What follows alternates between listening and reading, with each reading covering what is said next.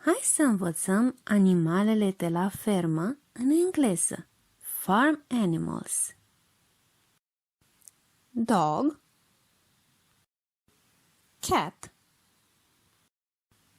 horse, cow, pig, donkey,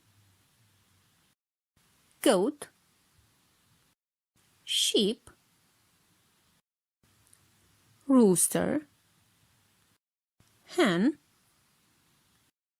chicken, duck, turkey.